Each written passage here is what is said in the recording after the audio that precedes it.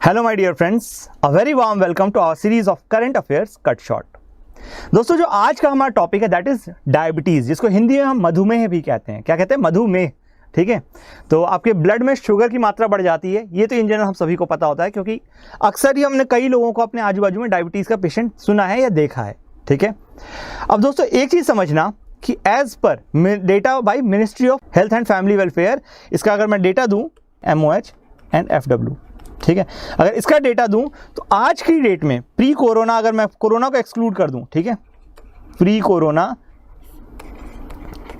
या फिर कोरोना को एक्सक्लूड कर दूं, तो जो आपके नॉन कम्युनिकेबल डिजीजेज हैं NCD, they are approximately responsible for near about 60% of death. ध्यान रखना, 60% ऑफ डेथ्स जो हैं they are due to NCD। ठीक है, और ये जो शेयर है बढ़ता ही चला जाएगा। तो नेक्स्ट चैलेंज जो हमारे हेल्थ के केस में आने वाला है that is related to NCD, और NCD में आपका पल्मोनरी, कार्डियक अरेस्ट, साथ साथ डायबिटीज। तो ये 3-4 चीजें जो हैं ये बहुत महत्वपूर्ण हो जाती हैं, और इसी से रिलेटेड आपका सवाल भी आज का दैट इज डायबिटीज, मधुमेह। इससे रिलेटेड कुछ कथन दिए हुए हैं, उनको कंसिडर कीजिए और बताइए कि इनमें से कौन कौन नहीं सही है। दोस्तों ध्यान रखना, नॉट करेक्ट आपको बताना है, प्लीज ध्यान रखना, नॉट करेक्ट। ठीक है, चलो तो पहला स्टेटमेंट है India host world's highest diabetic population. सबसे ज्यादा जनसंख्या डायबिटीज के मरीजों की भारत में है। ठीक है, gestational diabetes is an auto immune condition. Gestational diabetes कैसी है? ऑटो इम्यून कंडीशन है। It happens due to malfunctioning of specialised cells called islets of Langerhans. ठीक है, आइलेट्स ऑफ लैंगरहैंस। तो इसमें से आपको बताना है, ऑप्शन आपके सामने है 1 and 2 only, 2 and 3 only, 1 and 3 only and 1, 2 and 3। चलिए अब देखते हैं आज का topic that is WHO diabetes compact GDC। ठीक है, तो देखो ये चीज कॉन्टेक्स्ट समझो क्या है पहले तो। ठीक है, वर्ल्ड हेल्थ ऑर्गेनाइजेशन ने GDC that is global diabetes compact को लॉन्च किया है, ताकि अब किस ओकेजन पे लॉन्च किया, तो पहले ये समझना कि सेंटेनरी हो चुकी है इंसुलिन डिस्कवरी की। तो इंसुलिन बेसिकली क्या है? वो हार्मोन है जो कि हमारे बॉडी में ब्लड शुगर को कंट्रोल करता है। हमारी बॉडी में ब्लड शुगर को कंट्रोल करने वाला हार्मोन का नाम क्या है? इंसुलिन है। इसको रिलीज कौन करता है? तो दोस्तों पैनक्रियाज करती है इसको रिलीज। ठीक है, और इस पैनक्रियाज में भी ध्यान रखना सेल होते हैं आइलेट्स ऑफ लैंगरहैंस। ठीक है, आइलेट्स ऑफ लैंगरहैंस। तो बिल्कुल ये ध्यान रखिएगा कि इंसुलिन कहां से रिलीज होती है? पैनक्रियाज से, और पैनक्रियाज में भी कुछ स्पेशलाइज्ड टिश्यूज हैं that is islets of Langerhans. इसी में कुछ लोग बीटा सेल भी इसको बोलते हैं। क्या बोलते हैं? Beta cell. दोस्तों ध्यान रखना, बीटा सेल। तो आप कंफ्यूज मत कीजिएगा, कुछ भी नाम आए आपको हमेशा ध्यान रखना ये चीजें। ठीक है, चलिए अब देखिए, वर्ल्ड हेल्थ ऑर्गेनाइजेशन ने ग्लोबल डायबिटीज कॉम्पैक्ट लॉन्च किया है, क्योंकि इंसुलिन डिस्कवरी की सेंटेनरी मनाई जा रही है। नियर अबाउट 100 साल पूरे हो चुके हैं इसको। ठीक है, और इस ओकेजन पे हम लोग कोशिश करेंगे कि डायबिटीज से बेटर तरीके से फाइट कर सकें। ठीक है, तो ग्लोबल डायबिटीज कॉम्पैक्ट में क्या है बेसिकली? तो देखो ये कहां पे लॉन्च किया गया था? ग्लोबल डायबिटीज समिट में लॉन्च किया गया था। इसके पास विजन क्या क्या है? तो दोस्तों इसने 6 विजन दिए हैं। पहला जो है that is reducing the risk of diabetes. दोस्तों बहुत जेनरिक है। दूसरा देखिए कि सारे लोगों को, सारे डायबिटिक पीपल को हम क्या करेंगे? Equitable, comprehensive, affordable and quality treatment and care देंगे। ग्लोबल कवरेज टारगेट्स भी इंश्योर किए जाएंगे, ताकि जितने से जितने ज़्यादा हो सके लोगों तक डायबिटीज केयर पहुंच पाए। यूनाइटिंग की stakeholder from public and private sectors and critically people who live with diabetes around a common agenda to generate new momentum and co create solutions. I hope समझ में आ रहा है कि सारे stake holders को मिलाएंगे, including public and private sector.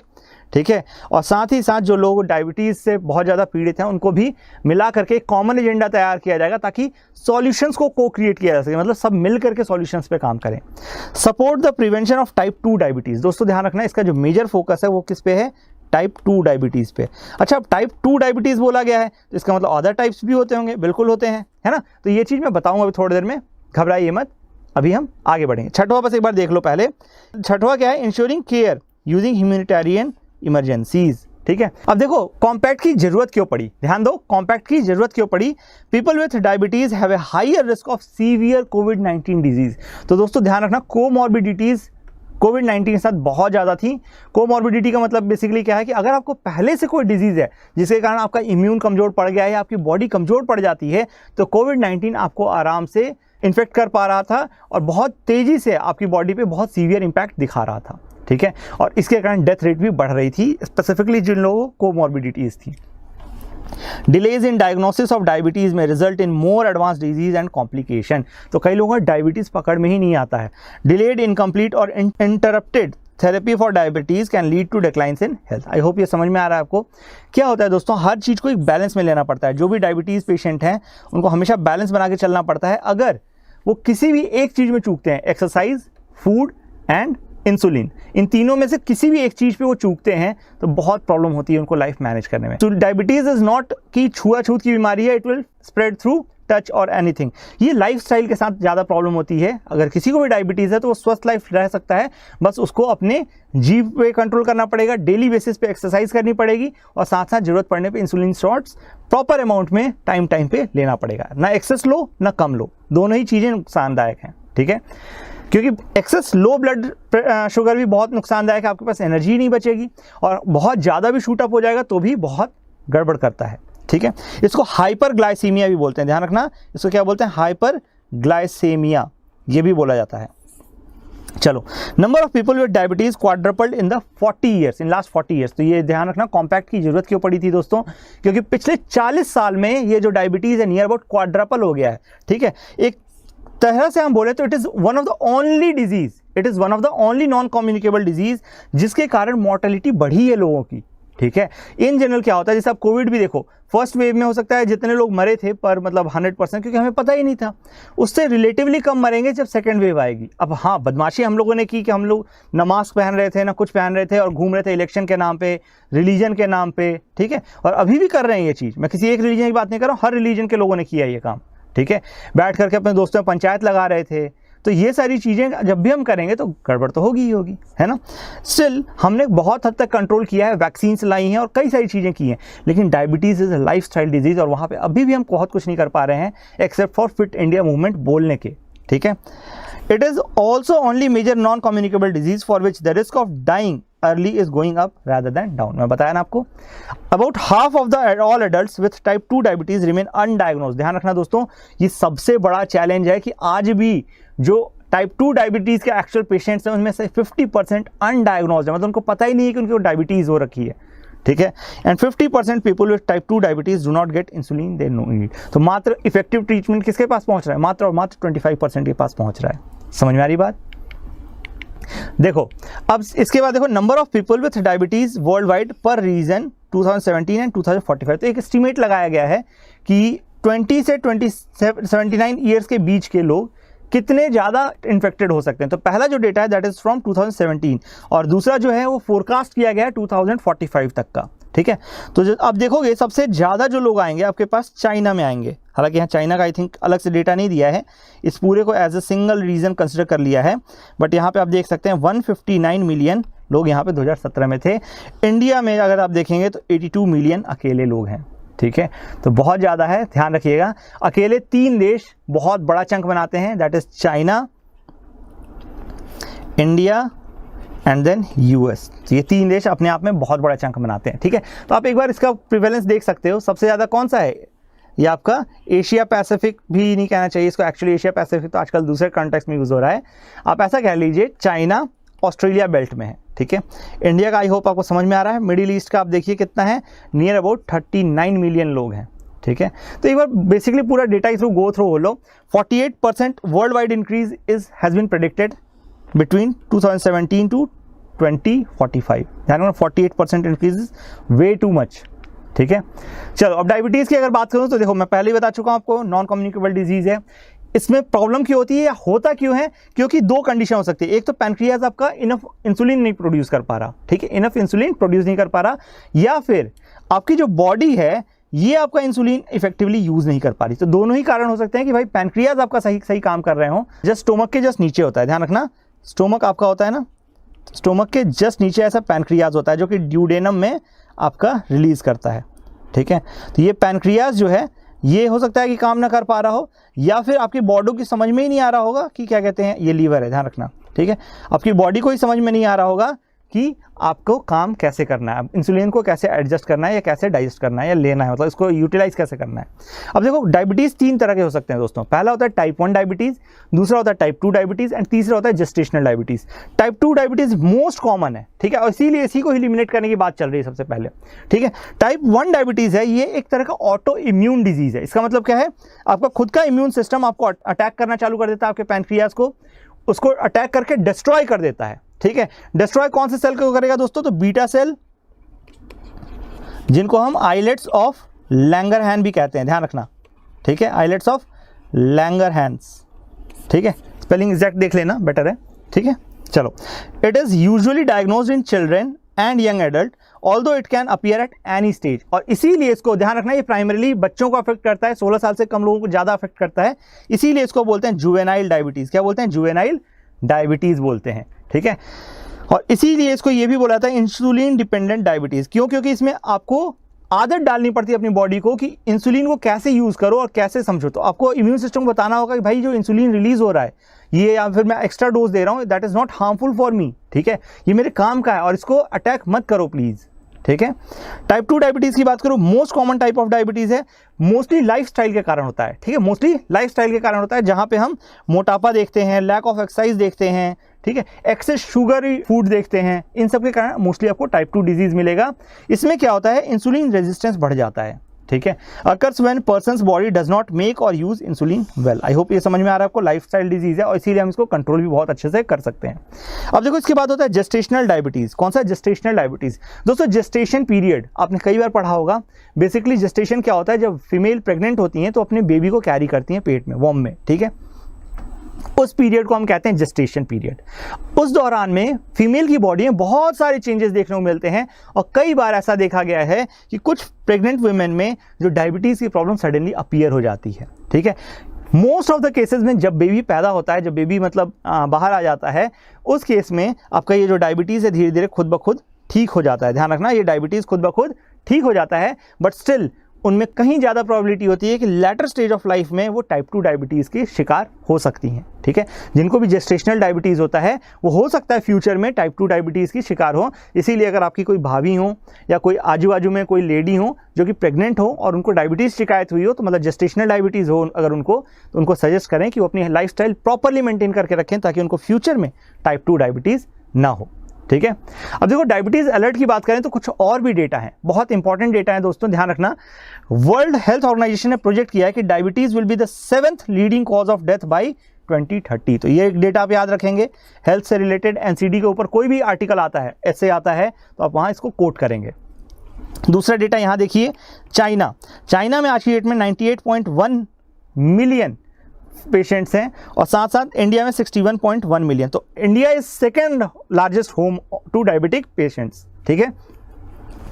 Top 10 countries territories of number of people, तो तीसरे नंबर पे है आपका यूएसए। आई होप ये आपको समझ में आ रहा है, बाकी को आप इग्नोर कर सकते हैं। ध्यान रखना, almost half of all people with diabetes live in just 3 countries. 3 countries कौन कौन सी हैं, चाइना, इंडिया एंड यूएसए। तीनों जगह लोग लिथार्जिक बहुत हो गए हैं अब, ठीक है।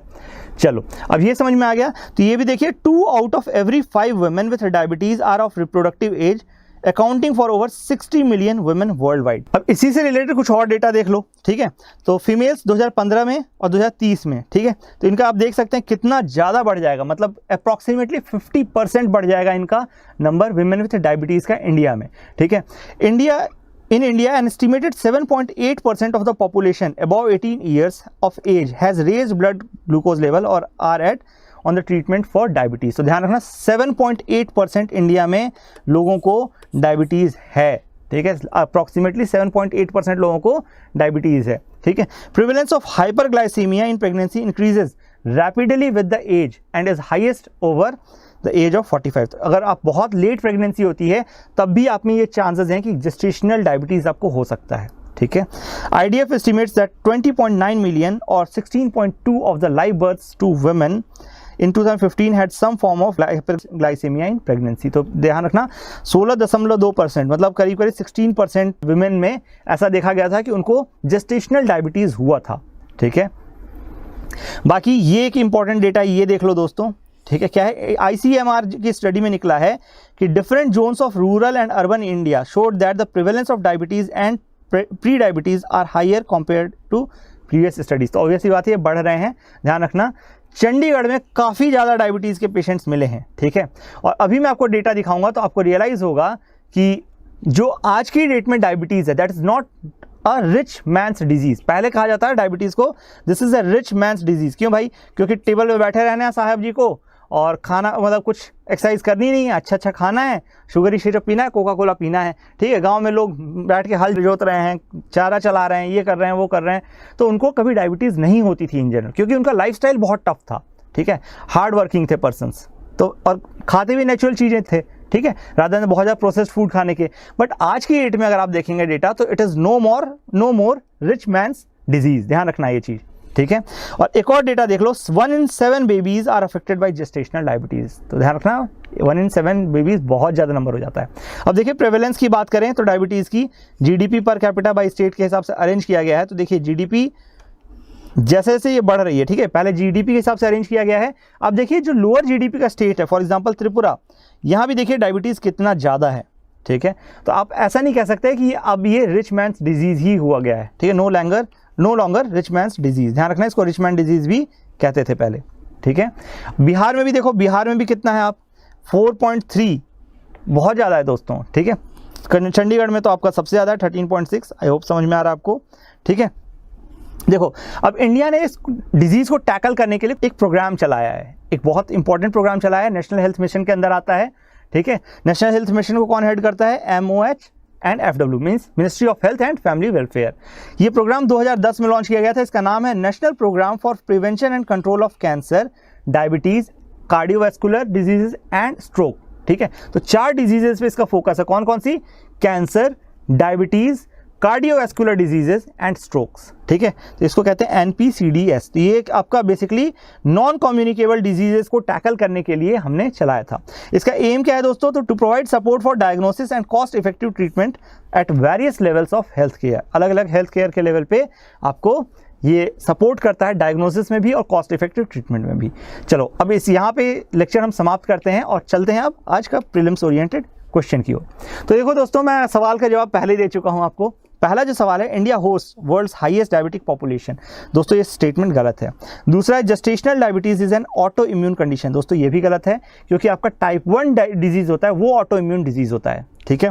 It happens due to malfunctioning of specialised cells called islets of Langerhans. ध्यान रखना ये नॉट करेक्ट, मैंने पहले ही बताया था आपको कि ये नॉट करेक्ट है, ठीक है। तो इसमें नॉट करेक्ट आपको बताना है। तो इसमें क्या हो जाएगा आपके पास? कौन कौन से गलत है? पहला और दूसरा आपका गलत है। अच्छा दोस्तों एक चीज़ मुझे बताइए, आप इसको अगर खुद से ट्राई करते, ठीक है, अगर मान लो आपको ये नहीं पता होता जेस्टेशनल डायबिटीज़ क्या है, इंडिया होस्ट सबसे ज़्यादा पॉपुलेशन होस्ट करता है नहीं करता है, नहीं पता होता, तो फिर आपको कैसे एलिमिनेट कर सकते? दोस्तों देखो, इस पूरी क्वेश्चन करने के लिए आपको बस एक स्टेटमेंट का प्रॉपर आइडिया होना चाहिए था, जो कि स्टैटिक का पार्ट है। स्टैटिक का पार्ट क्या है? It happens due to malfunctioning of specialised cells called islets of Langerhans, या फिर बीटा सेल, या फिर पैनक्रियाज, ठीक है। तो इन तीनों में से कुछ भी लिखा होता तो आपका आंसर सही हो जाता, ठीक है। तो ये जो बेसिक आपका नॉलेज है, अगर ये पता होता आपको तो आप ऑब्वियसली आराम से सवाल कर ले जाते और ये बहुत इजीली सॉल्व हो जाता। चलिए, आई होप आपको लेक्चर समझ में आया है, पसंद आया है, क्वेश्चंस को करने का पैटर्न भी समझ में आया है। अगर दोस्तों समझ में आया है, पसंद आया तो please do like us, subscribe us, और साथ साथ अपने दोस्तों को शेयर करें जितना से जितना ज़्यादा हो सके। कोई डाउट हो, किसी भी तरह का फीडबैक हो, प्लीज़ कमेंट सेक्शन में कमेंट करें, ठीक है। आई होप कि आपको लेक्चर पसंद आ रहे हैं। मिलते हैं अगले लेक्चर में। Till then thank you and bye bye.